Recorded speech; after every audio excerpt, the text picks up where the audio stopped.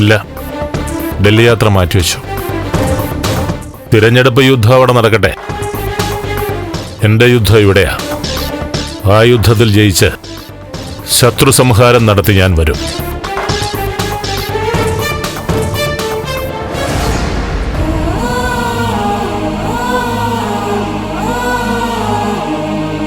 ആ പ്രകാശ്, ശരിക്കും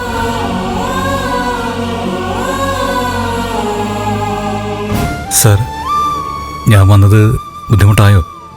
ബുദ്ധിമുട്ടോ? പ്രകാശ് എൻ്റെ കുടുംബത്തിലെ ഏറ്റവും പ്രധാനപ്പെട്ട ആളല്ലേ.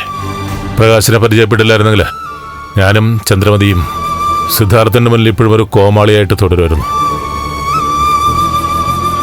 മറച്ചു വെച്ചിരുന്ന സത്യം പുറത്തു കൊണ്ടുവന്ന ഞങ്ങളെ കാണിച്ചത് പ്രകാശല്ലേ.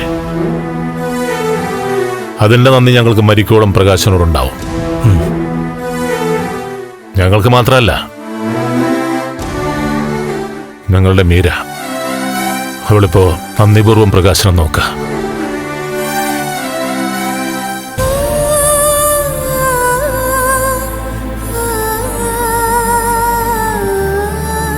ഞാൻ സാറിന്റെ വാർത്താ സമ്മേളനം കണ്ടിരുന്നു.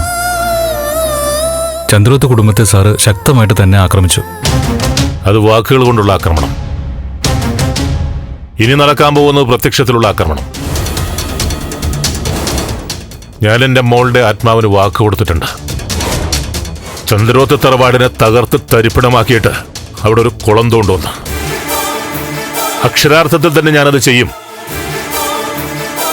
എല്ലാത്തിനും സാക്ഷിയായിട്ട് പ്രകാശ് ഞങ്ങളുടെ കൂടെ വേണം. ഗിരീഷേട്ടൻ വിവാഹം കഴിക്കാൻ പോകുന്നത് ആ കുടുംബത്തിൽ നിന്നാ. പക്ഷെ സാർ, ഞാൻ സത്യത്തിനൊപ്പമായിരിക്കും, സാറിനൊപ്പമായിരിക്കും. Thank you Prakash, thank you. അതിരിക്കട്ടെ സർ, ആ നന്ദൻ എവിടെ ഉണ്ടെന്ന് അറിഞ്ഞോ? ഇല്ല, ഞാൻ പൂട്ടാതിരിക്കാനാണല്ലോ സിദ്ധാർത്ഥനെ ഇവിടെ ഒളിപ്പിച്ചു വെച്ചിരിക്കുന്നത്. പക്ഷെ പ്രകാശ്, സിദ്ധു നന്ദനെ എവിടെ ഒളിപ്പിച്ചാലും ഞാൻ കണ്ടുപിടിക്കും. നന്ദനെ പുറത്തു കൊണ്ടുവരും.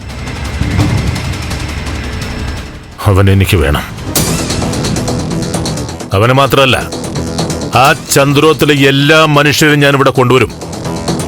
ഓക്കെ സാർ, സാറിന്റെ എന്താവശ്യത്തിനും ഞാൻ കൂടെ ഉണ്ടാവും. എന്നാ ഞാൻ ഇറങ്ങിക്കോട്ടെ സാർ. ഏയ് പ്രകാശ്, ഭക്ഷണം കഴിച്ചിട്ട് പോവാം. അയ്യോ വേണ്ട സാർ, അത് ഇനി ഒരിക്കലും ആവാം. ഏയ് പറ്റില്ല. ഇന്ന് ഇവിടെ നമുക്ക് ഒരുമിച്ച് ആഹാരം കഴിക്കാം.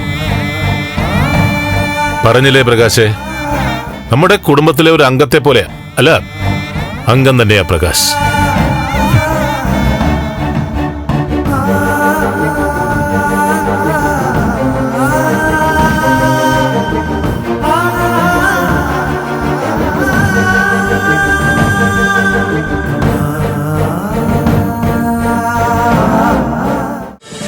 ഫ്ലവേഴ്സ് ഒരുക്കുന്ന കാഴ്ച വസന്തം യൂട്യൂബിൽ പ്രേക്ഷകർക്ക് ലൈവായി കാണാം.